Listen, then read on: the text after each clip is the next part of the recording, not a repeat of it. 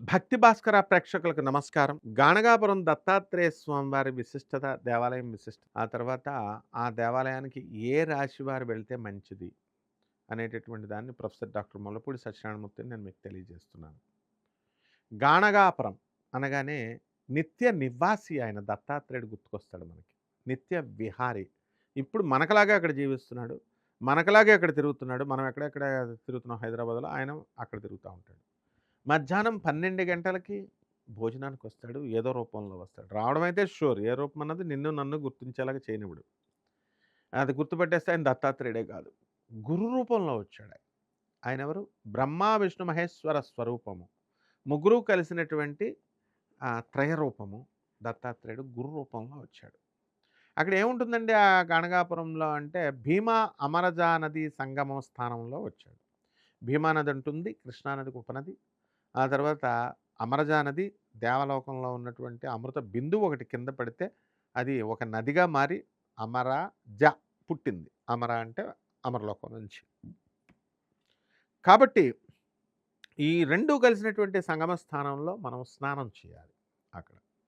అలాగే ఆ నదులు కలిసి ట్రావెల్ చేస్తాయి. అక్కడ అష్టతీర్థాలు ఉంటాయి మనకి. సాక్షాత్తు గురుదేవులైనటువంటి దత్తాత్రేయ స్వామివారే అమావాస్య గురువారం వచ్చినటువంటి రోజున దేవతలను కూడా ఆదేశించాడాయన. ఆదేశించి మీరందరూ కూడా అష్టతీర్థాలలో స్నానం చేయండి. చేస్తే కనుక చాలా మంచిది అని చెప్పారు. అక్కడ ఏమిట్రా అంటే అక్కడ ఘాట్లు మనకి 8 తీర్థాలున్నాయి గదా! 8 ఘాట్లలో కూడా అక్కడ మనకి స్నానాలు అష్టతీర్థ స్నానాలు చేస్తున్నారిప్పుడు.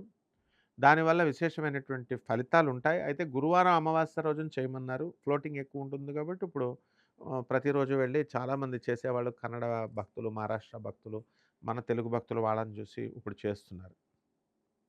ఇ ఇప్పుడు మనకి సాక్షాత్తు అక్కడ ఆయన సతీ సావిత్రి మనం పేరు విన్నాం గదా!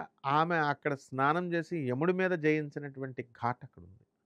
సాక్షాత్తు దత్తాత్రేయ స్వామి వారు వెలిసినట్టు ఆమెన శ్రీపాద వల్లభుడుగా ఉన్నప్పుడు ఆయన చెల్లి పూర్వజన్మలో ఆయన సోదరి అయినటువంటి ఆవిడకి భర్త నుంచి కుష్ఠవ్యాధి వస్తుంది కర్మలుగా తప్పించుకోవడానికి. అయితే అక్కడ ఆ వ్యాధిని పోగొట్టుకోవడం కోసం వెళ్ళి పాపనాశన ఘాట్ అని ఉంటుంది. పాపనాశన తీర్థం. అందులో అక్కడ స్నానం చేయమన్నారు. ఈ విధంగా 8 తీర్థాల్లో స్నానం చేయమన్నారు మనకి. అక్కడ మొత్తం 3 గుళ్ళుంటాయి. అమరజా నది సంగమ స్థానంలో గట్టు మీద సంగమేశ్వర స్వామి వారి గుడి, దత్తాత్రేయ స్వామి వారి గుడి అక్కడుంటుంది. అలాగే అమ్మవారు చిన్న గుడి సంగమేశ్వర స్వామి వారి ముందు అమ్మవారి గుడి కూడా చిన్నదుంటుంది. ఆ తర్వాత ఇక్కడ నిత్యము గురుదేవులైనటువంటి దత్తాత్రేయ స్వామి వారు అంటే నృసింహ సరస్వతి స్వాముల వారు దత్తాత్రేయుని యొక్క రెండో అవతారం. ఒక ఋషిగా పుట్టారు.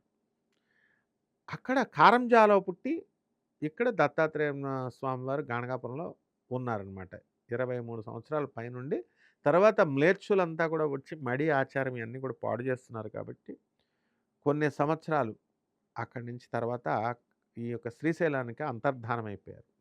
వెళ్తున్నప్పుడు భక్తులందరూ కూడా బాధపడుతుంటే తమ శిష్యులు, ఆయన శిష్యులంతా కూడా ఈ యొక్క తామర పుష్పాలు మీకు ఎదురొస్తాయి అని చెప్తారు. ఆయన వెళ్ళిపోయిన తర్వాత అక్కడ తామర పుష్పాలు తీసుకొని అవి ఎదురొచ్చి మొత్తము 3 పుష్పాల దాకా వస్తాయి. భక్తులు పట్టుకొస్తారు. ఇది ఈ యొక్క గాణగాపురం మఠం ఉంటుంది. నిర్గుణ మఠం. అక్కడ పాదుకలుంటాయి. గురువుల్ని ఎప్పుడూ కూడా మనం పాదుకలు చూడాలి. మొహాలు చూడకూడదు.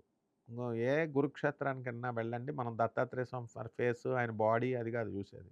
కాళ్ళని చూడాలి పాదుకలు. మరి ప్రతి పౌర్ణమి రోజున కూడా భక్తులందరూ కూడా ఎక్కువగా వెళ్ళడం వల్ల పౌర్ణమి రోజున ఆళ్ళు పాపం పాదుకలు పెట్టట్లే. మిగతా రోజున ప్రశాంతంగా పాదుకలు పెడుతున్నారు. పాదుకా దర్శనం కాకుండా దత్తాత్రేయ స్వామివారి యొక్క గాణగాపుర యాత్ర కానట్టు కిందే లెక్క. కాబట్టి ఎందుకు అనవసరంగా ఫ్లోటింగ్‌లో పౌర్ణమి రోజున ఎవరో పిచ్చోళ్ళు చెప్పారని జ్యోతిష్కులు వాళ్ళు పౌర్ణమికెళ్ళిపోండి, పౌర్ణమికెళ్ళిపోండి, పౌర్ణమికెళ్ళిపోండి అని చెప్తారు. ఆహ్, ఏ రోజున వెళ్ళినా సేమ్ ఫలితం వస్తుంది. అక్కడ అనవసరంగా మీరు ముసలోళ్ళు, ఆడవాళ్ళని, చిన్నపిల్లలు చాలామంది తొక్కేసుకుంటారు. ఈ మధ్యన మనం చూసాం అరుణాచలం గుళ్ళ మోక్ష మార్గం అని చెప్పి ఆ దారిలో పట్టం దాంట్లో దూరి ఇవన్నీ ప్రయోగాలు చేసి ప్రాణం పోగొట్టుకున్నాడు. ఇలాంటివి జరుగుతా ఉంటాయి. ఇకపోతే ఈ అక్కడ భీమా అమరజా నది సంగమం ఆ మఠం అక్కడ మఠంలో రెస్ట్ తీసుకునేవారు భక్తులందరూ కూడా. స్వామివారు నరసింహ సరస్వతి గురుదేవులు ఆయన అందరికి బ్లెస్ చేసేవారు. ఆ తర్వాత అక్కడి నుంచి వెళ్ళిపోయిన తర్వాత ఎక్కడికి వెళ్ళిపోయారండి అనంటే కల్లేశ్వరం ఉంది. కల్లేశ్వరంలో స్వయంభూ శని దేవాలయం ప్రపంచంలోనే ఎక్కడా లేదు. అక్కడ మాత్రమే ఉంది. శనిసింగనాపురం, మందపల్లి చెప్తాం తూర్పుగోదావరి జిల్లా. ఇవన్నీ మామూలు దేవాలయాలు కానీ, ఇక్కడ సాక్షాత్తు నృసింహ సరస్వతి స్వామి వారే చెప్పారది. అక్కడ బోర్డు గూడా ఉంటుంది. స్వయంభూగా వెలిసింది అని చెప్పేసి. అక్కడ కల్లేశ్వరుడుని పూజ చేస్తాం. శివుడి గుడి ఉంటుంది. ఆ గుడిలో గనక మనం పూజ చేసినట్లయితే, అభిషేకం చేసినట్లయితే నృసింహ సరస్వతి స్వామివారు గురుచరిత్ర పారాయణలో రాస్తారు. శ్రీశైలం మల్లికార్జునుడికి చేసినంత ఫలితము అని అంటారు. కాబట్టి ఈ విధంగా సాక్షాత్తు శ్రీకృష్ణ పరమాత్మ ఏ విధంగా అయితే మనకి దుర్యోధనుడు లాంటి వాళ్ళు అక్కడ ఉన్నటువంటి ధనవంతులందరూ కూడా పిండి వంటలు పంచభక్ష పరమాన్నాలు పెడుతున్నా కూడా తీసుకోకుండా కటిక పేదవాళ్ళ దగ్గరికి వెళ్ళి విదురుడిని కుచేలుడి యొక్క అటుకులు ఇవన్నీ తీసుకున్నారు. ఆ విధంగా అనేక మంది భక్తులకి వెళ్ళి భక్తులను అనుగ్రహించడం కోసం వెళ్ళి పాలివ్వని గేదెకి పాలిచ్చేలా చేశారు. నిధి నిక్షేపాలు దొరికేలా చేశారు. రకరకాల కథలు ఉన్నాయి. ఇవన్నీ గురుచరిత్ర పారాయణలో చదువుకోండి. ఇకపోతే ఏ రాశి వారు బాగా ఉపయోగపడుతుంది ఈ దర్శనం అనంటే ధనుస్సు రాశి వాళ్ళకి, మీనరాశి వాళ్ళకి చాలా ఎక్కువగా ఇది ఉపయోగపడుతుంది. ఎందువలనంటే జన్మ రాశులు వాళ్ళకి ఇవి ఏవి ధనుసు రాశి వాళ్ళకి గురుడు, మీనరాశి వాళ్ళకి కూడా గురుడు. వాళ్ళు ఎక్కువగా అట్రాక్ట్ అవుతారు ఆ గుళ్ళకి. ప్రస్తుతము ఈ 2026 సంవత్సరంలో ఏ రాశి వాళ్ళు వెళ్తే మనకు ఉపయోగం అనంటే అర్ధాష్టమ గురుడు, అష్టమ గురుడు నడుస్తున్నటువంటి వాళ్ళు వెళ్ళాలి. ఇప్పుడు ఎవరు అష్టమ గురుడు ఎవరికి జరుగుతుందండి అంటే ధనుస్సు రాశి వాళ్ళకి జరుగుతుంది. వాళ్ళు కంపల్సరీ వెళ్ళాలి. వృశ్చిక రాశి వాళ్ళకి అర్ధాష్టమ రాహు నడుస్తున్నాడు పంచమ శని. ధనుస్సు రాశి వారికి అర్ధాష్టమ గురుడు నడుస్తున్నాడు.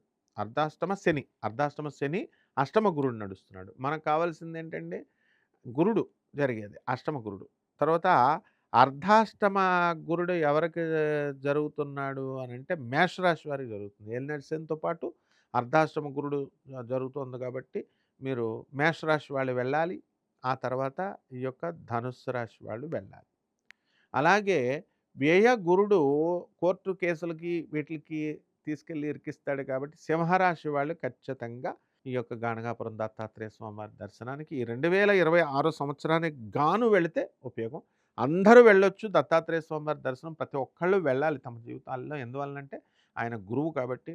ముఖ్యంగా ఈ రాశుల వాళ్ళు ధనుస్సు రాశి, మీన రాశి వాళ్ళు ఎప్పుడూ వెళ్ళొచ్చు. ఈ యొక్క రాశి వాళ్ళు అష్టమ గురుడు, అర్ధాష్టమ గురుడు, వ్యయ గురుడు జరుగుతున్నటువంటి వాళ్ళు మాత్రం కంపల్సరీ వెళ్ళాలి. శుభమస్తు.